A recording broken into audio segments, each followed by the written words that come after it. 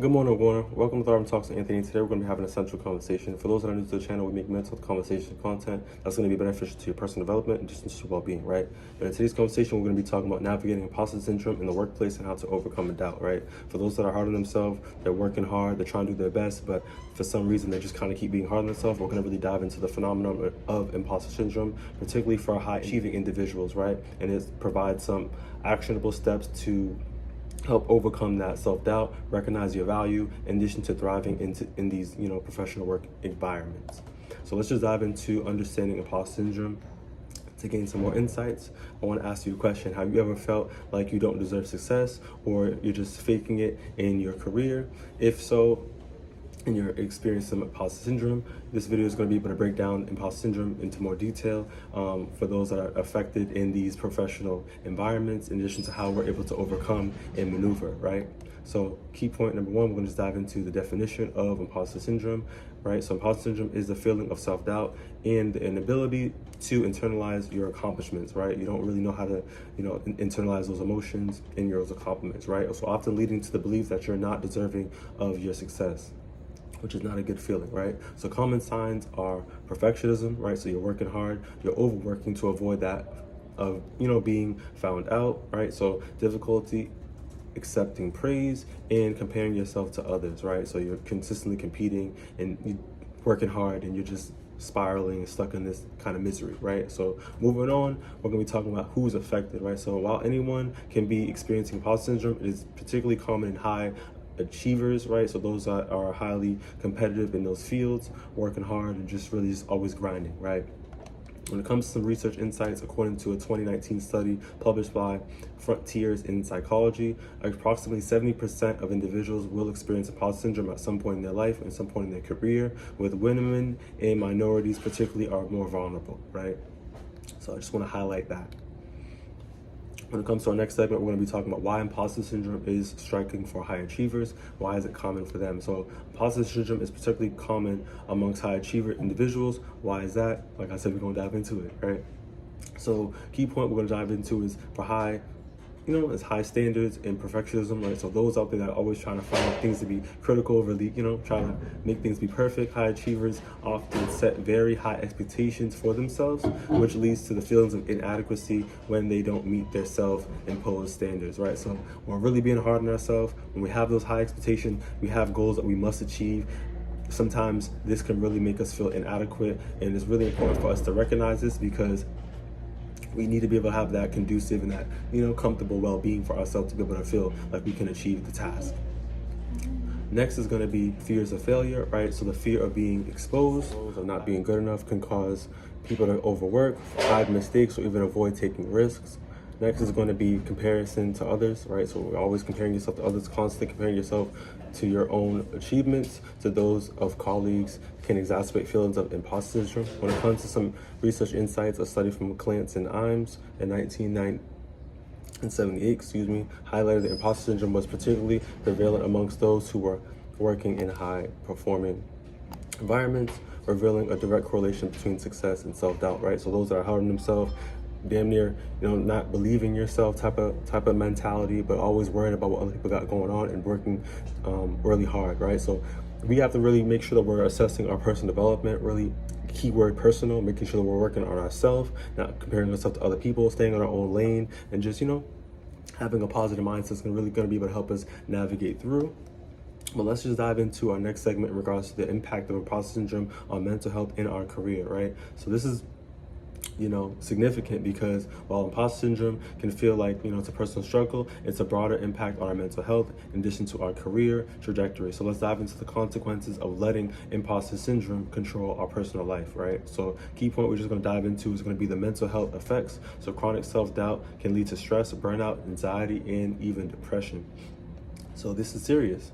Next is going to be impact on career progression, right? So those with imposter syndrome may downplay their accomplishments, hesitate to apply for promotions, or avoid opportunities for fear of failure, right? So you're keeping yourself isolated, you're keeping yourself boxed in by this mentality, you're overworking yourself, and you're stuck. This is not good, but we got to realize that, obviously by, evaluating our mental health, right? So moving on to our The next key point is going to be reduce job satisfaction. So over time, imposter syndrome could reduce job satisfaction and hinder the positive productivity because of the constant feeling of not measuring up, right? So you're feeling and you're holding yourself back. So this is a mental thing. This is the mentality thing. We have to be able to work on it. Lifting, and working that muscle with practice and assessing these things. However, when it comes to some, research from a 2020 study from the Journal of Vocational Behavior found that employees with imposter syndrome were more likely to experience burnout and dissatisfaction within their work. So this is significant. Like I said, we don't want to feel boxed in. So we need to reassess this by, taking a little break on our career, really sitting down with ourselves, evaluating our mental health, how we're feeling, and then just, moving accordingly. The next segment we're going to talk about is strategies to overcome imposter syndrome, right? So how can we navigate through this, with that practice and awareness, of course. So let's dive into some actionable steps and strategies that will be able to break down that self-doubt so you're able to thrive within the career. So key point we're going to talk about is reframing your thinking, right? So I always advocate is that positive mindset. So challenging those negative thoughts by reframing from them. Instead of thinking I don't belong here, remind yourself that you're qualified. You obviously got the position, and the hard work led to your success. So really appreciate yourself, have that gratitude, really reassess, with a positive mindset about all the good things that you did, all the hard work that you have put in, right? Perfectionism that you have, it's, you're doing perfectionism for a reason. So really evaluate the perfectionism, really evaluate your process and how the hard work really allowed you to get where you're at, right? Really appreciate your success, self-love. Next is going to be recognize your achievements, right? So taking the time to, acknowledge your success and how they align with your skills and your effort, right? So celebrate the small wins to build the confidence. And I always advocate for the journaling because you're able to see your progress, or even the journal jar or positivity jar, right? So you just put those things in there, and over time you're able to come back to that jar and look at those things to boost, and really see those achievements. So, right? So really give yourself different things that are going to be able to help you out for the long run. But like I said, recognizing your achievements. Next is going to be stop comparing yourself to others. So everyone has their own unique journey, their own unique gifts, right? And focusing on yourself is really essential, right? So personal growth and its contributions rather than comparing yourself to others, right? So things that make you are you, right? And things that make them and other people that's on them, right? But just really recognize that and stop comparing yourself to others, right? Is very important. Next is going to be finding a mentor or coach, right? So when you invest into yourself and you find people that have the supporting abilities and that experience, a mentor can, provide valuable feedback, reassurance, and a positive perspective that helps you, recognize your strengths, right? So this is very important because we all need someone to hold that mirror up and really show us and shine that light on us to really have us really see things that we don't really see in ourselves. And like I said, a mentor or coach can be able to really help us recognize our strengths. Next is going to be practicing, self-compassion, which is major because we need to be practicing self-love. We got to be kind to ourselves, especially when we make mistakes. Instead of, betraying ourselves and tearing ourselves down, we got to treat ourselves with more of that compassion. The same way we treat our friend, we got to be treating ourselves, right? So really making sure that we're recognizing, and being kind to ourselves, especially in times of difficulty. Next key point is going to be seek feedback, right? So ask for constructive feedback from colleagues or supervisors. This can help us gain more clarity of understanding, our areas of strengths and our weaknesses, so we're able to improve appropriately, right? I know it's hard to take feedback sometimes because we don't like when people tell us we're doing wrong or doing this and that, but how can we improve? How are we going to be able to improve? Right?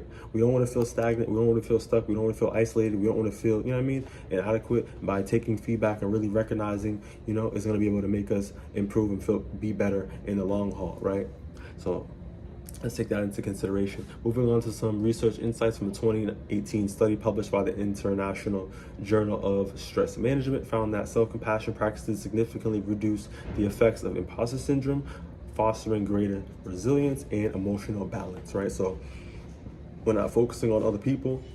We're loving ourselves. We're pouring more of that positivity and that energy into ourselves. And this is going to really be able to help us manage our stress and navigate through difficulty, especially in those environments, right? So moving on to our next segment, we're going to be talking about building a support environment, work environment for ourselves. It's very important that we have supportive people around us to be able to cultivate positivity and that energy, especially to alleviate imposter syndrome. All right, so a key point I want to just dive right into is going to be create a culture of appreciation. So regular acknowledgments towards team members' contributions in celebrating their success can, reduce feelings of imposter syndrome, right? So really appreciating everybody's unique abilities, appreciating, why we're all here. We're qualified. We have these, our unique gifts, and we're going to be able to come together and appreciate each other as we're working in these environments, right? Next is going to be encourage open dialogue. So fostering an environment where employees can openly discuss challenges and vulnerabilities can normalize feelings of self-doubt and promote mutual support, right? So for instance, someone's doing a public speaking event, just confronting everybody like, listen, I'm gonna be honest with y'all, I'm a little nervous right now, but we're gonna get through this, and I got a few slides, and yeah, that could really just be able to neutralize people with that openness, because we all human, we all feel those emotions, we all feel anxious, we all have, it's connectivity. That's what we're trying to do, right? So we're having a little bit more openness and exposing a little bit of our vulnerabilities. This can be able to kind of reduce that self-doubt, feelings of inadequacy, and promote like a mutual support for all. Next is going to be that mentorship programs in regards to implementing formal mentorship programs to be able to, help high achievers recognize and realize their value, so they're able to feel more connected with the organization's success, right? So proper training allows us to be able to, perform much better. But like I said, a mentor is able to really help us see our value, put that mirror up, have us see our strengths, and really, have us really recognize that self-compassion, that love, so we're able to navigate and perform better.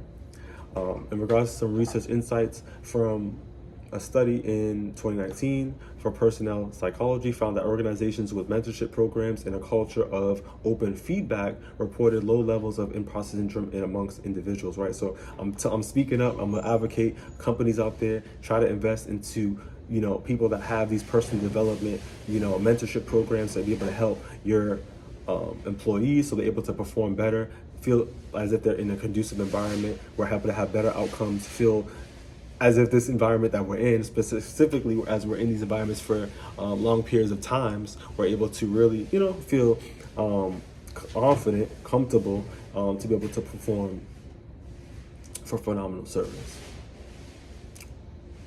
Our next segment, we're just gonna kind of wrap up, but we're just want you guys to embrace your success and be able to see that in your journey, that your journey is unique. And I really want to personalize this again because everybody's different. Our unique abilities are different. In regards to imposter syndrome, it's about a common experience that most high achievers experience. But I want us to make sure that we remember that success is not an accident. Your results add up, right?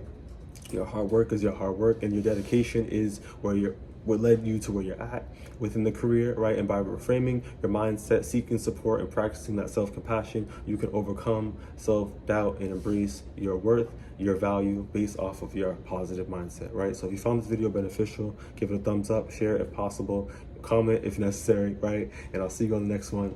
Thank you for having me. Take it easy.